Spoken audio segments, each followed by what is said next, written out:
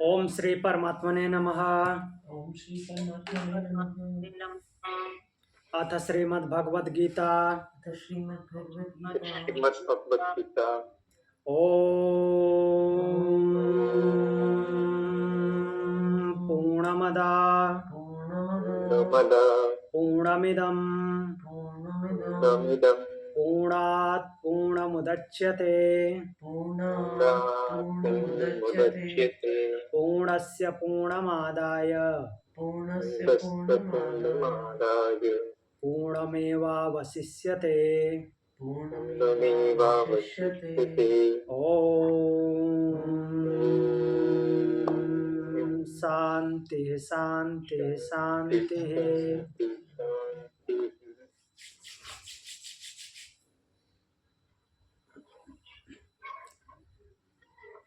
हम प्रथम अध्याय अर्जुन विषाद योग पढ़ रहे थे और प्रथम अध्याय पूर्ण होने के बाद हमने प्रथम अध्याय को समराइज भी कर लिया था। संक्षेप में उसको एक ही क्लास में पूरी तरह से देख लिया कल। अब उससे आगे बढ़ते हैं।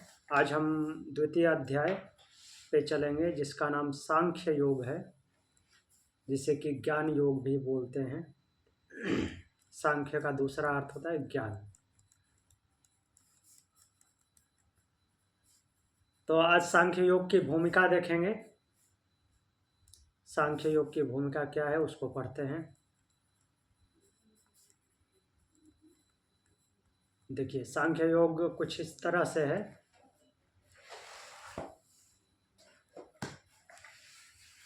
श्रीमद् भगवद गीता के हृदय द्वितीय अध्याय, ये जो है द्वितीय अध्याय सांख्य योग क्या है, भगवद गीता का हृदय है, हार्ट है, या इसको ऐसा बोल सकते हैं, या आत्मा भी इसको बोल सकते हैं। एक प्रकार से द्वितीय अध्याय जो है संपूर्ण भगवद गीता ही है संक्षेप में। आगे उसी का भगवान ने विस्तार किया हुआ है। तो भगवद गीता के हृदय द्वितीय अध्याय जो कि सांख्य योग है उसमें आप प्रवेश करते हैं। यदि प्रथम अध्याय का नाम विषाद है, अर्जुन विषाद योग है, तो द्वितीय अध्याय जो है विवेक है। अगर प्रथम अध्याय विषाद है तो द्वितीय अध्याय विवेक है। यदि पहला अध्याय प्रश्न है, प्रश्न ही तो कर रहे हैं अर्जुन, तो द्वितीय अध्याय उसका उत्तर है। जितने भी प्रश्न किए हैं प्रथम अध्याय में अर्जुन ने, भगवान चुपचाप सुन रहे हैं, कुछ नहीं बोले हैं अभी तक, उन सबका उत्तर है द्वितीय अध्याय। अगर यदि वहाँ पर मोह है, कहाँ, प्रथम अध्याय में, तो द्वितीय अध्याय ज्ञान का प्रकाश है। इसको ऐतिहासिक और आध्यात्मिक संदर्भ में देखते हैं। क्या है, प्रथम अध्याय के अंत में अर्जुन जो है शोक से विह्वल, कर्तव्य से विमुख और धनुष त्याग कर बैठ गए हैं। रथ के पिछले भाग में बैठ गए धनुष बाण छोड़ करके, और जब रथ के पिछले भाग में बैठ गए तो द्वितीय अध्याय के प्रारंभ में भगवान बोलते हैं। अभी संजय शुरू करेंगे, उसके बाद भगवान बोलेंगे। तो यहाँ से गीता का वास्तविक उपदेश प्रारंभ होता है, क्योंकि भगवान यहाँ पे बोलना शुरू करते हैं। प्रथम अध्याय में अर्जुन ने प्रश्न किए हैं, तर्क पे तर्क दिए हैं। तो यह अध्याय केवल एक अध्याय नहीं, संपूर्ण गीता का सार है। द्वितीय अध्याय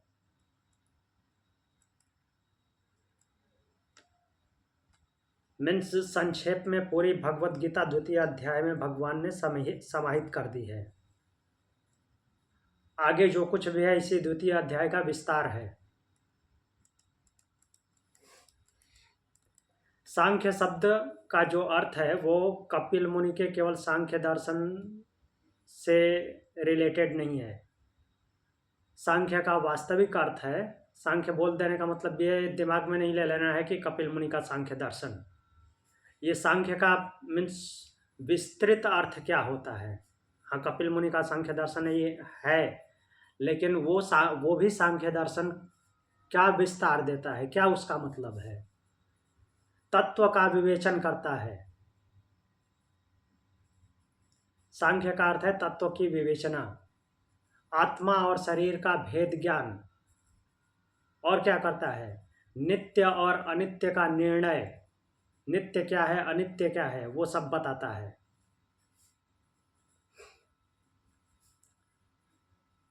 तो सांख्य का अर्थ होता है ज्ञान, अर्थात वस्तु को उसके वास्तविक स्वरूप में जना देना।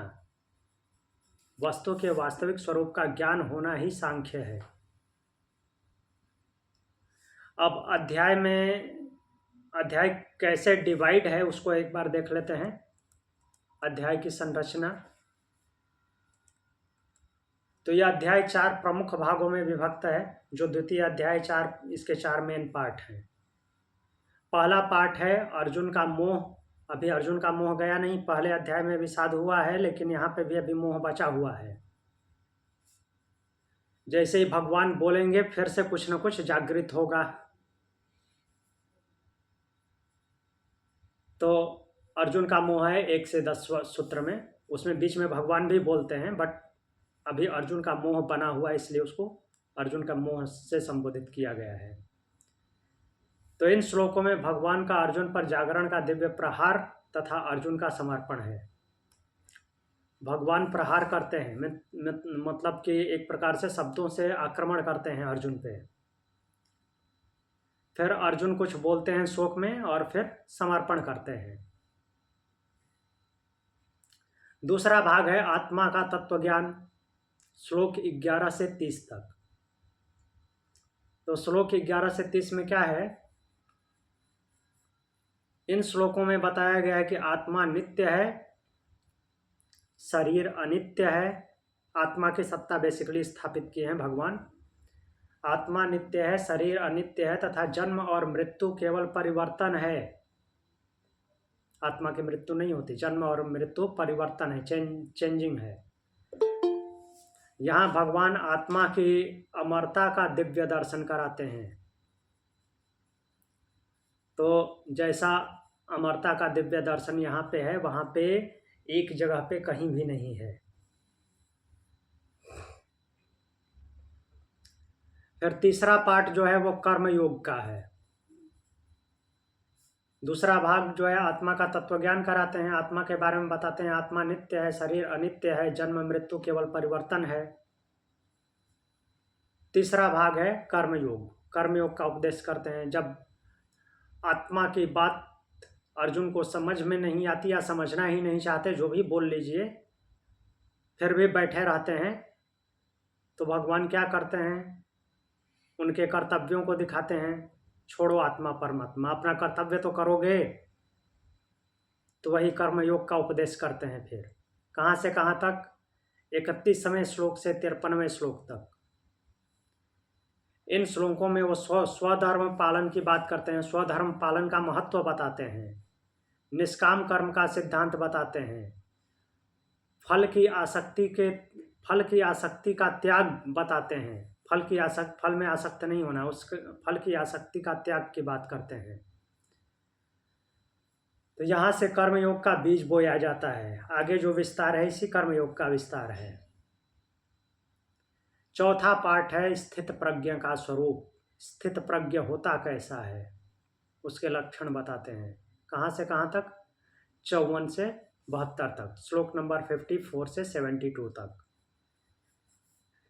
इन श्लोकों में स्थिर बुद्धि वाला कौन है, मीन्स स्थिर बुद्धि कैसा होता है, उसके बाद वो जो होता है वो कैसे इंद्रिय निग्रह करता है। इंद्रिय निग्रह क्या है, अर्थात इंद्रियों को वश में करना क्या होता है, वो इसमें बताए हैं।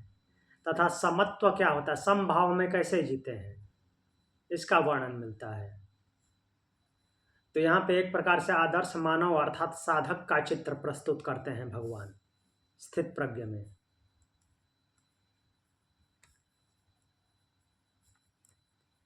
अब इससे आगे चलते हैं। जो भगवान ने दार्शनिक तत्व यहाँ पे दिए हैं, क्या है? आत्मा का स्वरूप पहले तो बताए हुए हैं। भगवान आत्मा का स्वरूप बताते हुए कहते हैं, आत्मा न जन्म लेती है, न मरती है, न उसे शस्त्र काट सकते हैं, न अग्नि जला सकती है, न जल गीला कर सकता है, और न ही हवा सुखा सकती है। तो यहाँ पे भगवान क्या कर रहे हैं, अद्वैत का बीज बो रहे हैं। यहाँ पे अद्वैत का दर्शन करा दिए हैं भगवान। द्वैत नहीं है, एक ही है।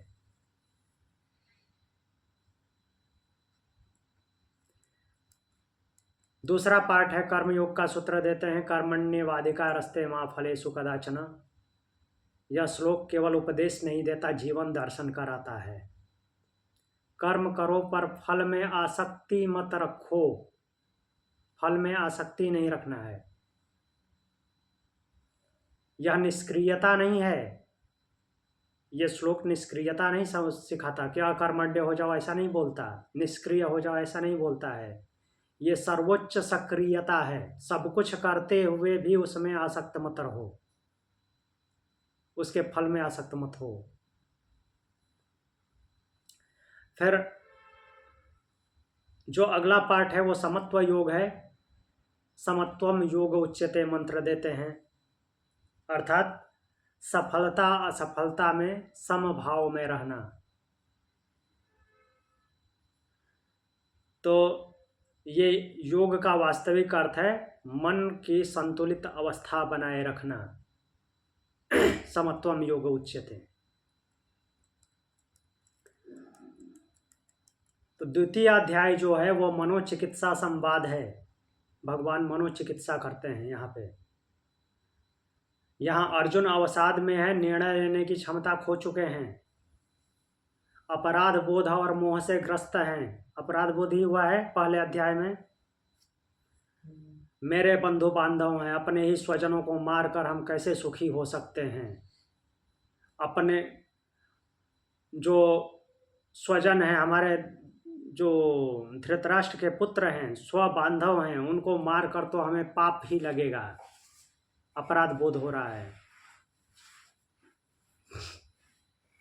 भगवान अर्जुन को तर्क देते हैं, दर्शन प्रस्तुत करते हैं, प्रेरणा देते हैं, मोटिवेट करते हैं, तथा आत्मबोध की दिशा देते हैं, आत्मबोध कराते हैं। यह अध्याय बताता है कि सही ज्ञान से मानसिक संकट दूर हो सकता है। इसमें मानसिक संकट दूर कर रहे हैं, मनोचिकित्सा कर रहे हैं। आज का मनुष्य भी अर्जुन की तरह ही क्या होता है, अपने जो डेली लाइफ है या फिर करियर की बात कीजिए, मीन्स आगे क्या करना है, उसके द्वंद्व में, कर्तव्यों के द्वंद्व में और असफलता के भय में, भविष्य की चिंता में उलझा हुआ है। द्वितीय अध्याय सिखाता है कि तुम शरीर नहीं आत्मा हो। कर्म करो, परिणाम से बंधो मत। परिणाम तो आएगा, कर्म करते रहो, परिणाम आएगा, लेकिन परिणाम से बंधना नहीं है। सफलता और असफलता दोनों ही अस्थायी हैं, टेम्पररी हैं, परमानेंट नहीं हैं। चाहे सफलता हो या असफलता हो, वो सबके सब टेम्पररी ही हैं। अगर परमानेंट लगते भी हैं तो इसी जीवन के हैं, वो सनातन नहीं है। और इस जीवन में भी वो परिवर्तित होते रहते हैं। सफलता भी कंटिन्यू उसी लेवल पे नहीं बनी रहती है। या असफलता हो गई तो वही वो पकड़ के आपको ज़िंदगी भर नहीं रखती असफलता, वो चली जाती है, फिर नई सफलता आती है, उसमें भी कुछ असफलताएं मिलती हैं, वो भी असफलता परमानेंट नहीं होती। तो इस तरह से बोलते हैं कि सफलता और असफलता ये दोनों अस्थायी हैं। तो इसलिए बुद्धि को स्थिर रखना है, समत्व में रखना है। स्थिर बुद्धि ही सच्ची शक्ति है।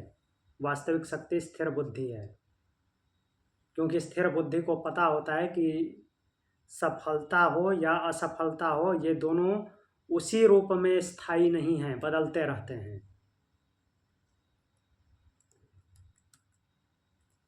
फिर नेक्स्ट स्थित प्रज्ञ की बात किए हैं, और ये लास्ट में बात करते हैं अध्याय का अंत में। हाँ, लंबा है बट वो अंतिम पार्ट है। तो उसमें बताते हैं कि स्थित प्रज्ञ कौन है। जो इच्छाओं से मुक्त है, जो राग द्वेष से परे है, जो सुख दुख में सम रहता है और जो भीतर से पूर्ण है, वो स्थित प्रज्ञ है। तो द्वितीय अध्याय को गीता का सार कहा जाता है, क्योंकि इसमें आत्मज्ञान है, कर्म योग है, समत्व है, वैराग्य है तथा स्थित प्रज्ञ की परिभाषा है।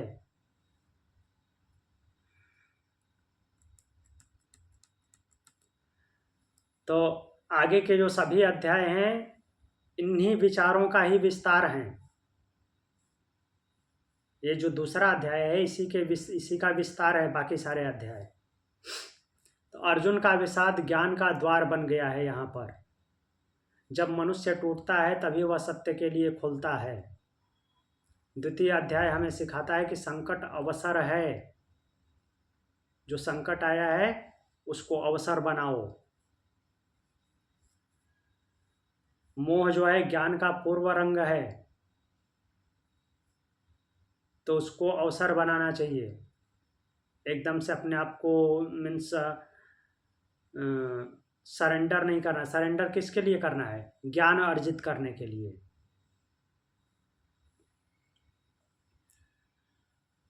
अपने आप को एकदम से असफल नहीं मान लेना। अभी हमने कल या फिर पिछले वाले क्लास में देखा था अर्जुन के बारे में। अर्जुन को विषाद हुआ है, अर्जुन पराजित नहीं हुआ है। तो समत्व ही वास्तविक विजय है। समभाव में रहना चाहिए। अब आगे हम यहाँ से द्वितीय अध्याय का आरंभ करते हैं। पहले श्लोक पे चलते हैं। श्लोक 1 देखते हैं क्या बोल रहे हैं। श्लोक 1 संजय उवाच है। संजय उवाच मतलब कि सीधे सीधे डायरेक्टली संजय जो है धृतराष्ट्र से बोलते हैं।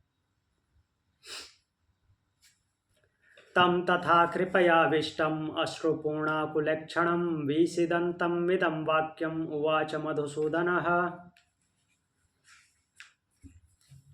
पहले अध्याय के अंतिम श्लोक में क्या बोले थे, पिछले श्लोक से लिंक कर लेते हैं। अर्जुन ने धनुष बाण त्याग दिया और रथ के पिछले भाग में बैठ गए। शोक से व्याकुल हो गए, निष्क्रिय हैं, विह्वल हैं और निर्णयहीन हो चुके हैं। कोई निर्णय नहीं ले पा रहे हैं। वहाँ पे भी संजय ही बताए थे राजा को, यहाँ पे भी संजय बता रहे हैं। अब यहाँ पे क्या बता रहे हैं? तम तथा कृपयाविष्टम अश्रुपूर्णाकुलेक्षणम।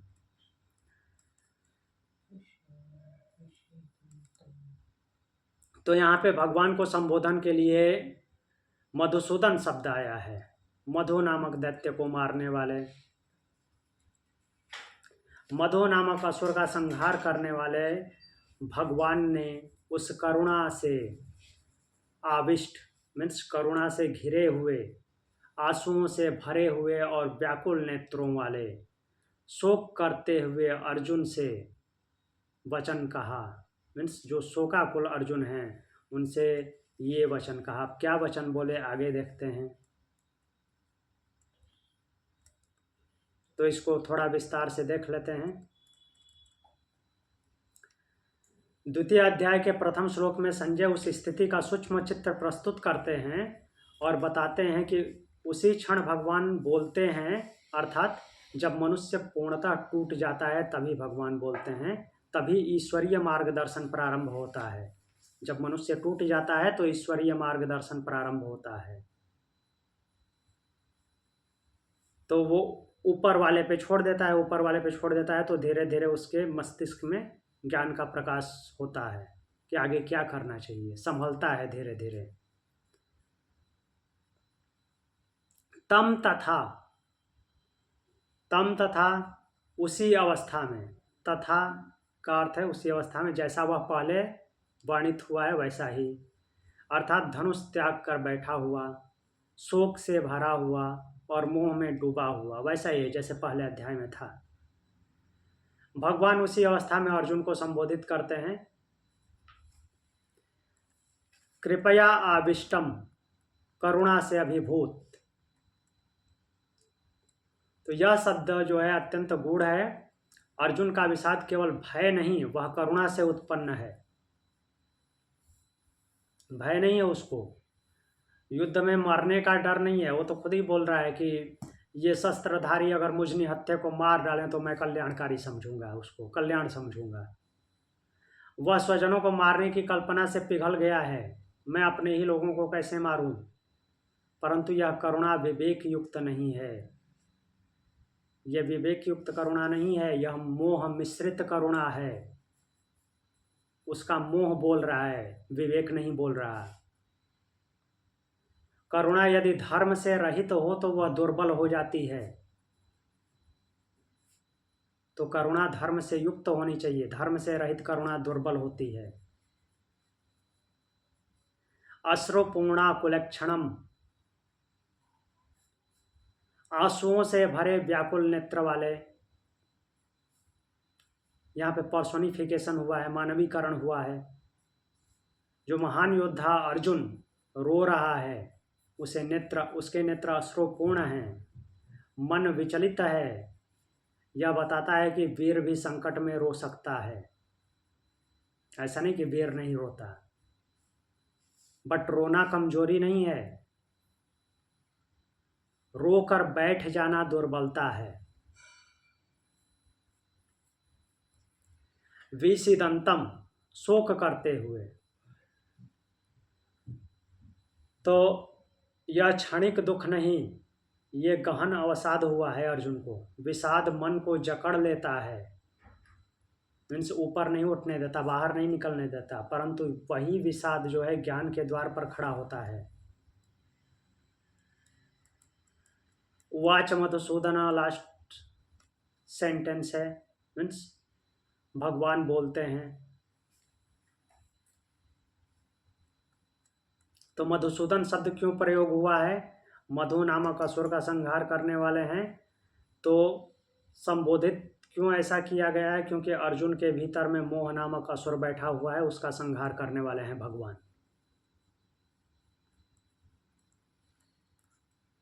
यह श्लोक बताता है कि विषाद ज्ञान की भूमिका है। ईश्वर तभी बोलते हैं जब जो है हम शरणागत होते हैं, अर्थात व्यक्ति जब शरणागत होता है तो भगवान शिक्षा देते हैं। करुणा यदि विवेक से संयुक्त न हो तो मोह बन जाती है, और भीतर का अज्ञान ही वास्तविक शत्रु है। भीतर जो अज्ञान बैठा हुआ वही वास्तविक शत्रु है, बाहर का शत्रु तो छोटा है उससे।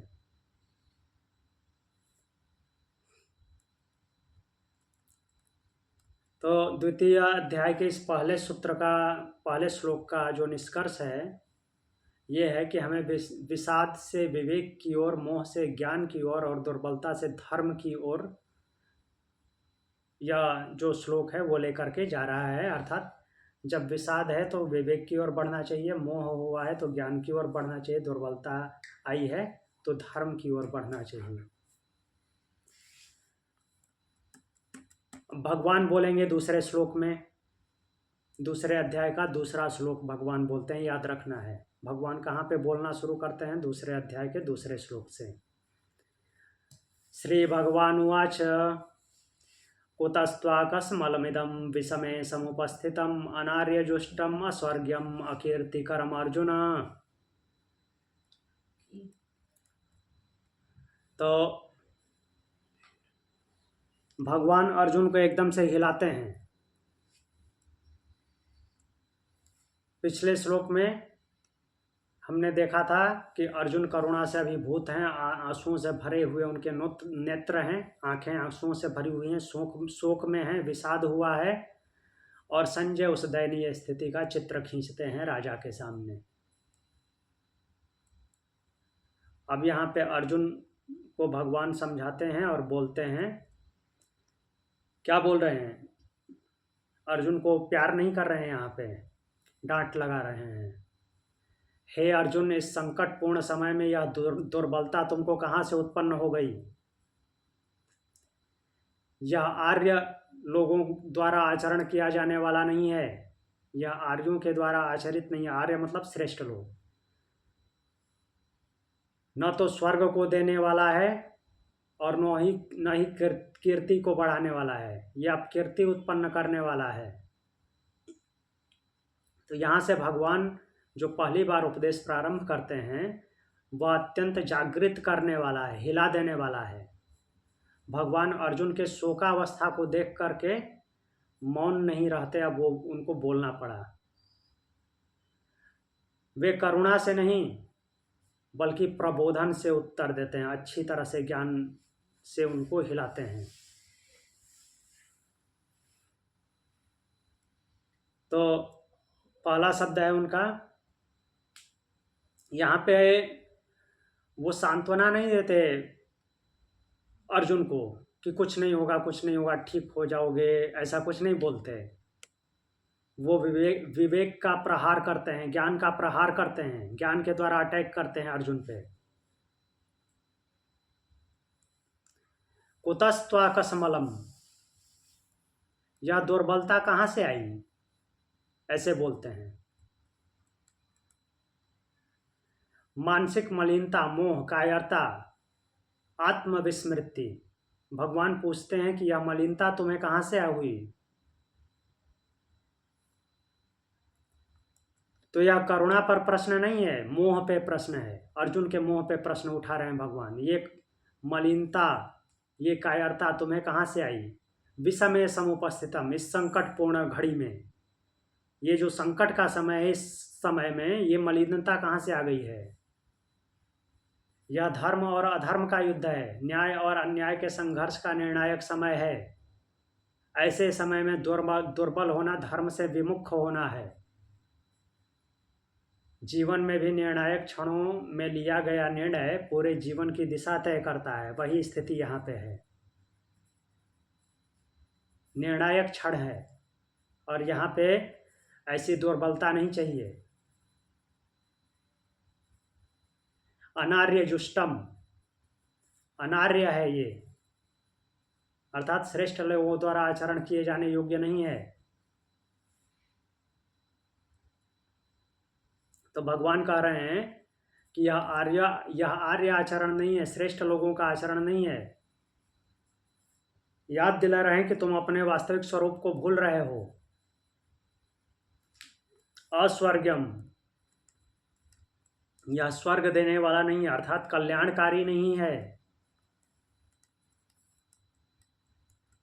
तो ये दुख को बढ़ाने वाला है। ये न तो अभी शांति देगा और न ही भविष्य में। अकीर्तिकरम, ये क्या है, अकीर्ति करने वाला, अर्थात अपयश देने वाला है।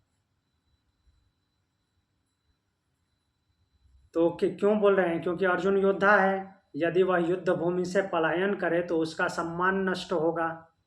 पहले इतने जो युद्ध लड़े हैं वो सारे मिट्टी में मिल जाएंगे। अगर पलायन करता है तो उसका सम्मान नष्ट होगा, धर्म की रक्षा नहीं होगी, दूसरी बात है। और सभी उसे क्या बोलेंगे, इतिहास उसको कायर बोलेगा। उस दिन के बाद से सभी लोग कायर बोलेंगे, युद्ध छोड़ के भाग गया। यहाँ भगवान अर्जुन के आत्मसम्मान को जगाते हैं। अर्जुन नाम से उसको संबोधित किए हैं यहाँ पे, अकीर्तिकरम अर्जुना। तो अर्जुन शब्द से जो उसका मीन्स बचपन से आज तक के कर्तव्य हैं, वो अर्जुन शब्द उसको याद दिलाते हैं। अर्जुन बोल करके मीन्स उसका नाम बोल करके याद दिलाते हैं कि तुम कौन हो। यह जो दूसरा श्लोक है वो हमें सिखाता है कि करुणा यदि विवेकहीन हो तो दुर्बलता बन जाती है। संकट के समय आत्मविस्मृति सबसे बड़ा शत्रु होता है। जो अपने अंदर भ्रम पैदा हो जाता है वो सबसे बड़ा शत्रु है, आत्मभ्रम। और जो आर्यत्व है, आर्य शब्द का यूज किए हैं भगवान, तो आर्यत्व शब्द जो है साहस और धर्मनिष्ठ का प्रतीक है। धर्म में निष्ठा रखने वाला, अर्थात अपने सही रास्ते पे चलने वाला।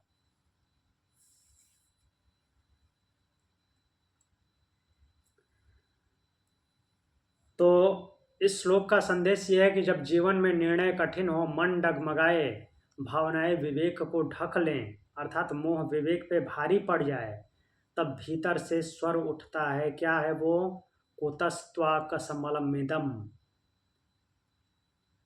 यह मलिनता कैसे उत्पन्न हुई, क्यों हुई।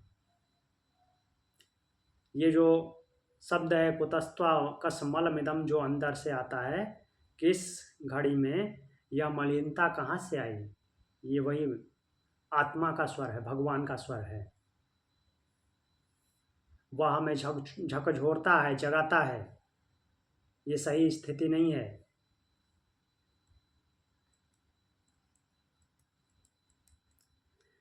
तो भगवत गीता में भगवान यह पहला प्रहार करते हैं, झटका देते हैं।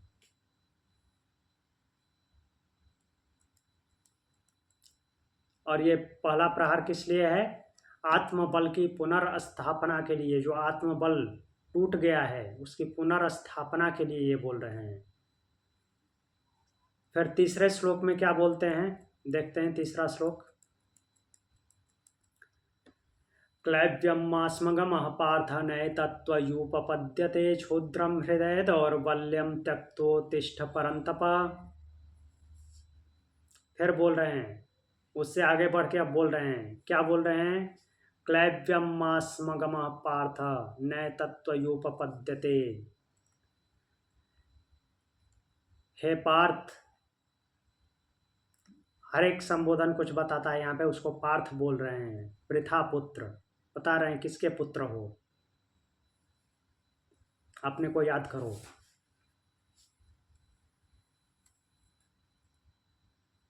बोल रहे हैं कि क्लैव्यम मास्मगम, क्लीवता को प्राप्त मत हो, क्लीव मत बनो, नपुंसक मत बनो,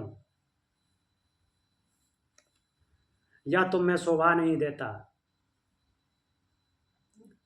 तो बोल रहे हैं कि हे परम तप, हे परम तपस्वी, हे शत्रुओं को तपित करने वाले वीर, इस तुच्छ हृदय की दुर्बलता को त्यागो और उठो। इस तुच्छ हृदय की दुर्बलता को त्याग कर उठो, उत्तिष्ठ।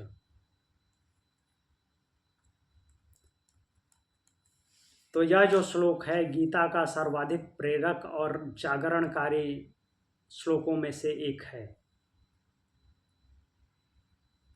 सबसे अच्छे से जगाता है।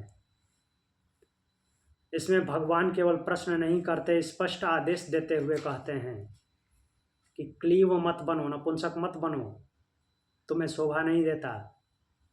हृदय की दुर्बलता त्यागो और उठो। क्लैव्यम मास्मगम, कायर मत बनो। तो ये क्लैव्य शब्द जो है, किसी को बोलना बहुत ही कठोर वचन है। एक प्रकार से ये कठोर शब्द होता है। किसी को बोलिए कि क्लीव मत बनो, तो यह केवल शारीरिक निर्बलता नहीं दिखाता ये शब्द, बल्कि यह मानसिक और आध्यात्मिक दुर्बलता दिखाता है। भगवान अर्जुन को आत्मस्मरण कराते हुए कहते हैं कि यह तुम्हारी वास्तविक प्रकृति नहीं है। पार्थ शब्द से संबोधित करते हैं, पृथा पुत्र, अर्थात कुंती के पुत्र हो। पार्थ कहकर भगवान अर्जुन को उसकी पवित्र वंश परंपरा की याद दिलाते हैं, किसके पुत्र हो।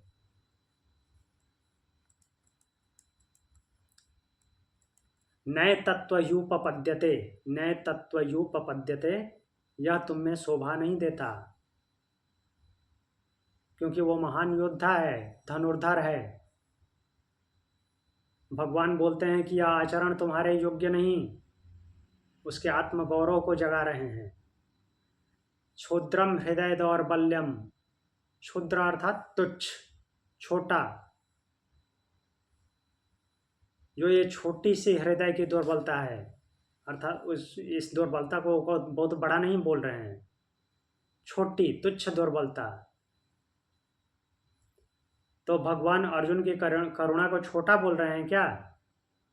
नहीं, ये करुणा को छोटा नहीं बोल रहे हैं, वे उस करुणा में मिले मोह को छोटा कह रहे हैं। ये जो मोह हो गया है, ये छोटा सा मोह है जो करुणा के साथ मिश्रित हो गया है। ये मोह युक्त करुणा है, धर्म युक्त करुणा नहीं है, तो उसको वो छोटा बोल रहे हैं। जब भावना विवेक को ढक ले तो वह दुर्बलता बन जाती है, और उसी को तुच्छ बोल रहे हैं। क्षुद्रम हृदय दौर्बल्यम, हृदय की तुच्छ दुर्बलता। त्यक्त्वा, इसको त्याग दो। भगवान कहते हैं त्यागो, और उसके बाद बोलते हैं उत्तिष्ठ, उठो।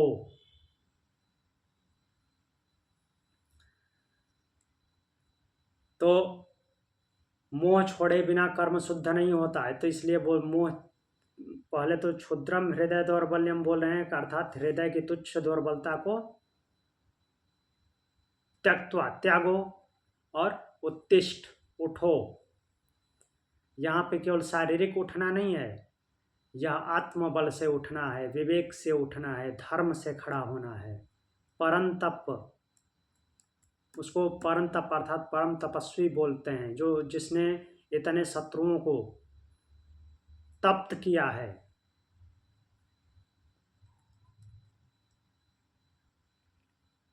तो यह श्लोक हमको सिखाता है कि आत्मविस्मृति ही सबसे बड़ा पतन है। जब अपनी विस्मृति हो जाए, अपने दिमाग में विस्मृति आ जाए। दुर्बलता मन की होती है, आत्मा की नहीं। आत्मा कभी दुर्बल नहीं होता। उत्थान जो है अंदर से ही प्रारंभ होता है। धर्म का जो पालन है वो साहस प्रदान करता है।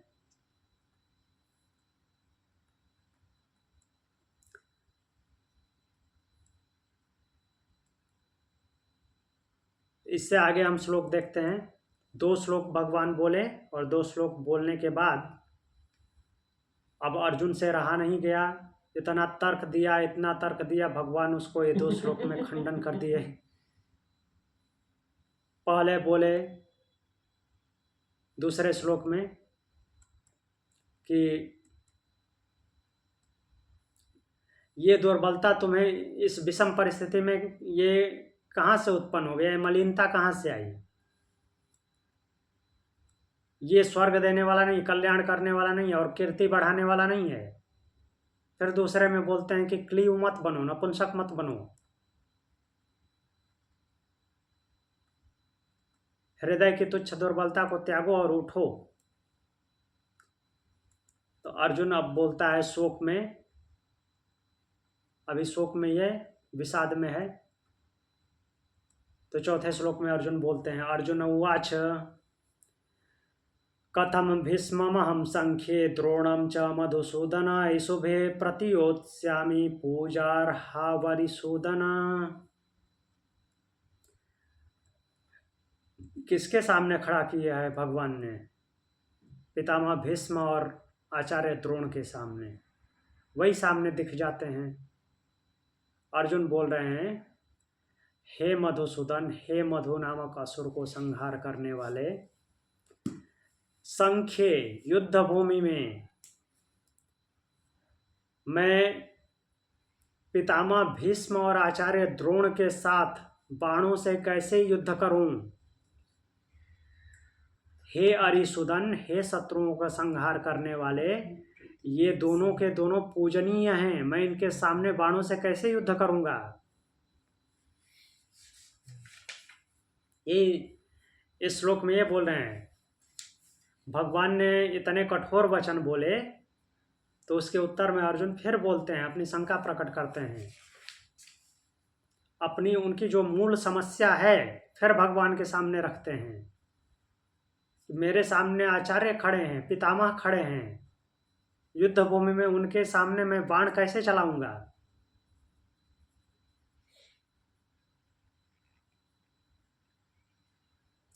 तो यहाँ अर्जुन का संकट स्पष्ट होता है कि वह डरा हुआ नहीं है, वो युद्ध से नहीं डर रहा है, वो संस्कारों से पराजित है।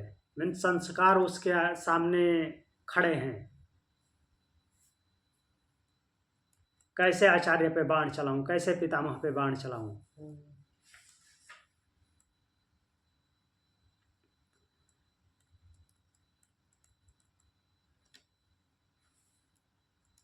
तो इससे आगे हम बढ़ते हैं। मधुसूदन, अरिसूदन जो भगवान की विशेषता है, मधु नामक दैत्य का संहार करने वाले। मीन्स अरि मतलब होता है शत्रु, तो शत्रुओं को संहार करने वाले। ईशुभे प्रतियोत्स्यामि, कैसे बाणों से युद्ध करूंगा? अर्जुन को अच्छी युद्ध कला आती है, लेकिन यहाँ हाथ कांप रहा है। क्यों कांप रहा है? क्योंकि सामने पितामह खड़े हैं, आचार्य खड़े हैं। तो जब कर्तव्य और भावना दोनों टकराते हैं तो दक्षता जो है निष्प्रभावी हो जाती है। कितना भी कोई निपुण हो वो निष्प्रभावी हो जाती है, उसकी निपुणता, उसका कौशल निष्प्रभावी हो जाता है जब कर्तव्य और भावना सामने खड़े होते हैं, अर्थात भावना प्रबल हो जा रही है कर्तव्य पे। पूजार्हौ, पूजनीय, यह जो शब्द है अत्यंत महत्वपूर्ण है। अर्जुन का संकट यह है कि सामने शत्रु नहीं, गुरु खड़े हैं, वो शत्रु को नहीं देख रहा है।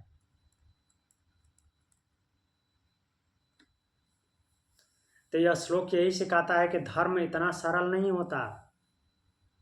भावना और कर्तव्य में संतुलन आवश्यक है। सम्माननीय व्यक्तियों के विरुद्ध खड़ा होना अत्यंत कठिन होता है।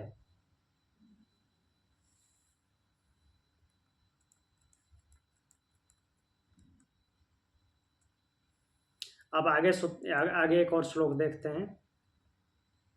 अर्जुन ही बोल रहे हैं, गुरून् हत्वा हि महानुभावान् श्रेयो भोक्तुं भैक्षमपि हलोके हत्वार्थकामांस्तु गुरूनिहैव भुञ्जीय भोगान् रुधिर प्रदिग्धान्।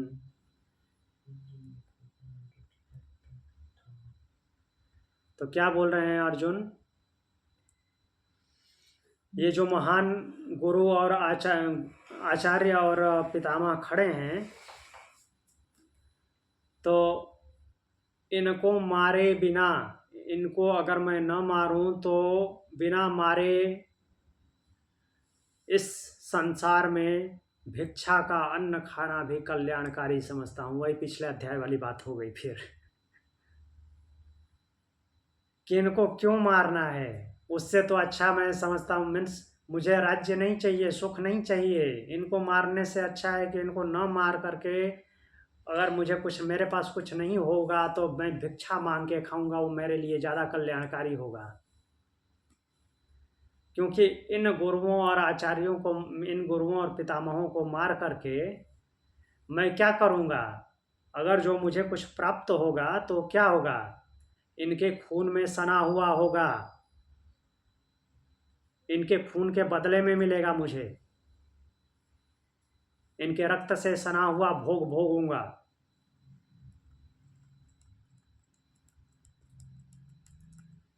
जैसे चावल में दाल मिक्स करते हैं, वैसे ही जो भी सुख सुविधाएं होंगी, राज्य होगा, इनके खून से मिश्रित होगा।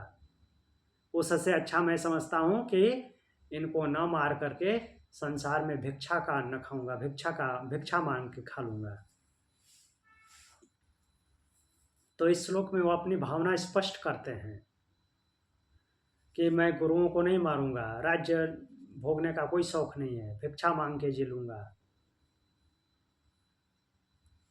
तो यहाँ पे धर्म संकट है अर्जुन को।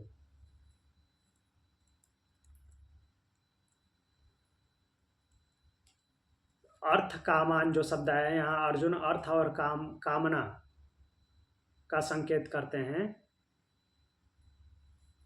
रुधिर प्रदिग्धान भोगान, अर्जुन की दृष्टि में राज्य, सुख और ऐश्वर्य सब क्या है?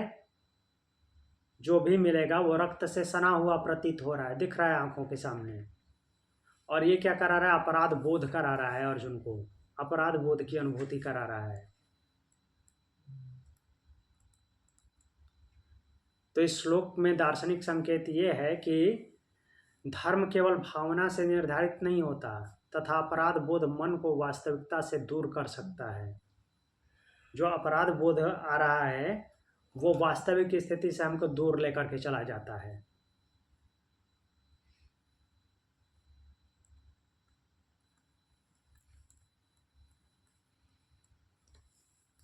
तो इसको जीवन में भी हम ऐसे अप्लाई कर सकते हैं। जीवन में कभी हमें अपने प्रियजन के विरुद्ध खड़ा होना होता है, सत्य के पक्ष में खड़ा होना पड़ता है। कभी त्याग दिखने में महान लगता है परंतु वह पलायन होता है। यहाँ पे वही है, अर्जुन जो बात कर रहे हैं वो क्या है? ऐसा लग रहा है कि त्याग कर रहे हैं, गुरु को कैसे मारूं, अपने बांधवों को कैसे मारूं, लेकिन वास्तव में वो त्याग नहीं, पलायन है, भाग रहे हैं। सर एक सवाल कर सकते जी। हैं? सर आज के कॉन्टेक्स्ट में अगर देखें तो हम अपने स्वजनों के अगेंस्ट कब खड़े होते हैं? या तो किसी प्रॉपर्टी डिस्प्यूट में खड़े होते हैं, या वो कुछ गलत कर दें और हम उनके खिलाफ किसी गवाही में खड़े होते हैं, विच इज़ वेरी रेयर। ज़्यादातर तो प्रॉपर्टी डिस्प्यूट्स में खड़े होते हैं, या फिर फैमिली स्ट्रगल्स में खड़े होते हैं कि सास की बहू के साथ नहीं बन रही तो बेटा बीच में खड़ा है, जी। तो वो एक तरह का। और तरह के क्या एग्जांपल्स हैं हमारे पास आजकल कि जब हम अपने स्वजनों के अगेंस्ट खड़े हैं, या मतलब प्रोफेशनल सर्कल्स को भी इसमें इंक्लूड कर सकते हैं, जैसे हम कभी कोई गलत होता चीज़ देख रहे हैं और हम उनके हाँ, अगेंस्ट खड़े हैं। ये तो जो आपने बात की केवल डायरेक्टली आमने सामने हाँ। की बात की। बहुत बार होता है कि किसी के पक्ष से वो खड़े हैं और हम उनके अगेंस्ट खड़े हैं। जैसे यहाँ पे क्या है, यहाँ पे पितामह और आचार्य जो हैं, हाँ, तो क्लियर है। हाँ, अर्जुन के सीधे सामने नहीं खड़े हैं, वो दुर्योधन के पक्ष से खड़े हैं उनकी तरफ से। वैसे ही मान लीजिए कि किसी ऑर्गेनाइजेशन में डिस्प्यूट होता है उस लेवल पे, तो आप हाँ, अपने बॉसेस के अगेंस्ट खड़े हैं। हाँ, या फिर मीन्स आपके ही रिलेटिव उस ऑर्गेनाइजेशन में काम करते हैं, आप भी काम करते हैं और वो आपसे दूसरे पक्ष में खड़े हैं, तो वहाँ पे खड़ा होना पड़ता है आपको। तो वहाँ पे ये फीलिंग आती है कि वो तो अन्यायियों का साथ दे रहा है, लेकिन वो है अपना। अब उस वहाँ पे द्वंद्व हो जाता है कि वो तो वास्तव में है अच्छा आदमी, लेकिन उसका साथ दे रहा है, फिर भी उसका विरोध कैसे करूँ, वो तो अच्छा है। तो हमने साथ धर्म का ही पकड़ना है, हाँ। किसी इंसान का नहीं पकड़ना। जी।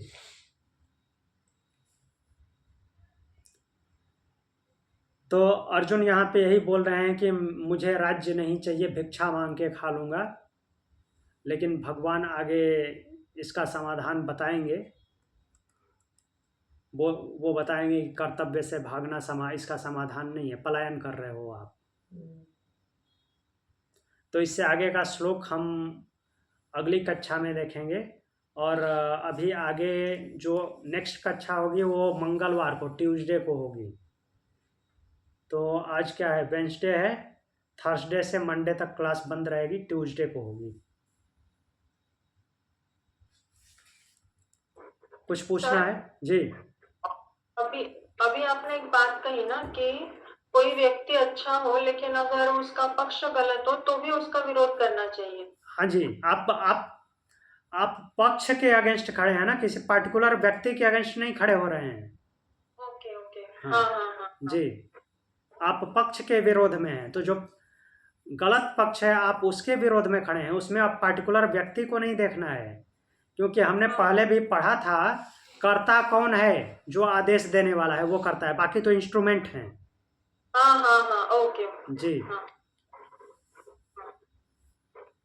ठीक है, और कुछ? मॉर्निंग की क्लास चलेगी रूटीन से? हाँ, मॉर्निंग की क्लास मैं बताऊंगा।